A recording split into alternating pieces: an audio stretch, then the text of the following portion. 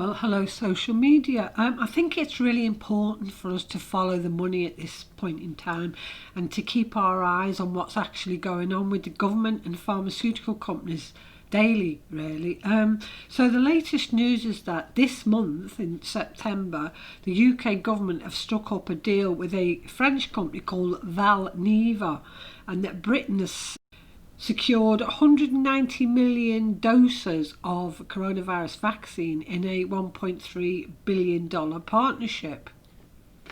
So let's bear in mind at this point that the legislation to allow vaccines will change its authorization from the European legislation to the UK's licensing authority from 1st of January onwards. So it's only up until December that the EU legislation covers the use of the vaccines. So from the January the 1st onwards, the JCVI, Joint Committee on Vaccinations and Immunisations, will actually be in control of who gets what and what the government gives out. So they're basically just completely taken over as from January the 1st. So the UK government in effect have paid, how much is it? £557 million as a down payment for a vaccine that hasn't even gone into clinical studies. It says that they expect it to enter into clinical studies by the end of 2020, and it'll be potentially ready for use early next year, just in time for the JCVI to decide which vaccinations we should all be having. And the Joint Committee on Vaccinations and Immunisations, by the way, is made up of no other than all the same people, pharmaceuticals, creation, vaccines and all that. All these people, they are now in control of the government, no less.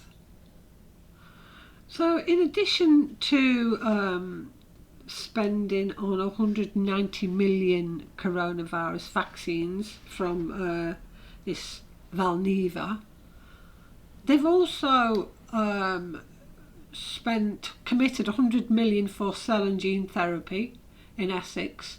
They've entered into an agreement with Sanofi and GSK for 60 million doses of the vaccine.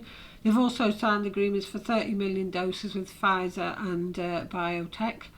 And they've also done another deal for 100 million doses of Oxford's vaccine. Now, all based on completely false information, like this PubMed document which claims that the global ratio between the dead and survivors is approximately 1 to 10, which has put humanity on high alert. How can we be on high alert when just days before the lockdown, Public Health England downgraded this whole thing to non-infectious? Little wonder that the United Nations University has this article, The Silver Linings of the COVID-19 Crisis for Asia. I found a load of similar sort of articles about how it's, helped this and created that. It's obvious, isn't it? It's created it because it was meant to. And now, not content with just the vaccines, they're now claiming that, maybe we can just give this in sprays as well. So who's paying attention to all this money that's getting spent and wasted? £12 million wasted on a track and test app. Okay, £12 million, and hardly a word said about it. Instead of sacking the person who was in charge of it, which is this Baroness Harding, they've put her in charge.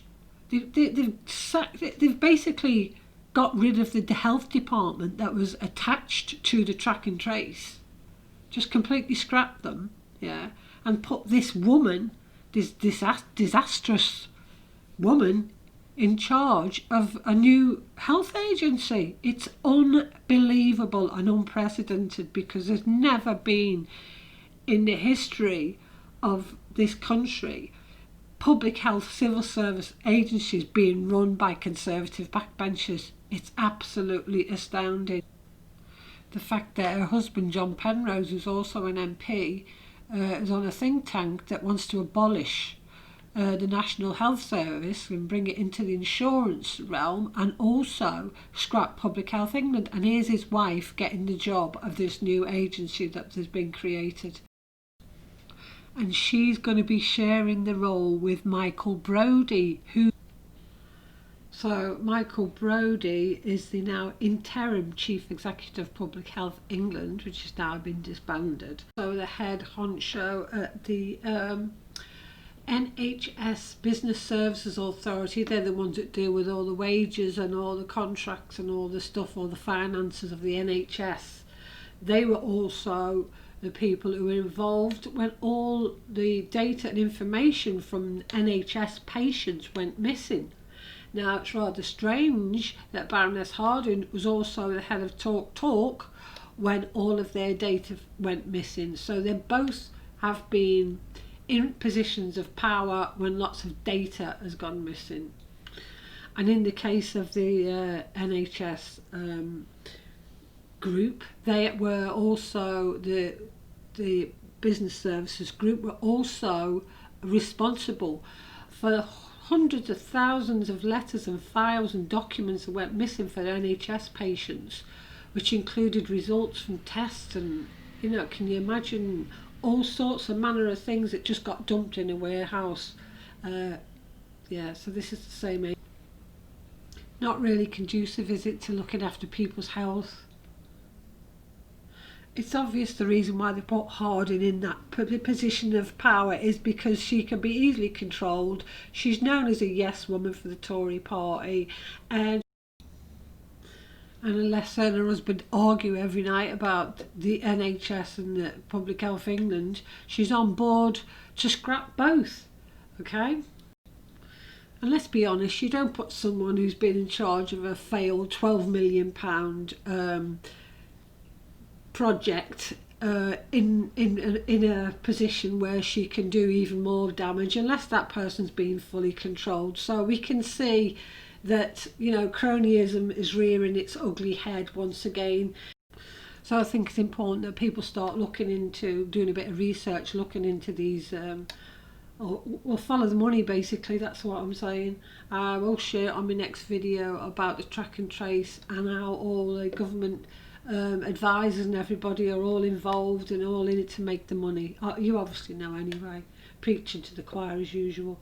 But I shall leave this with you for now and get back to you with my next video. So until then, bye for now.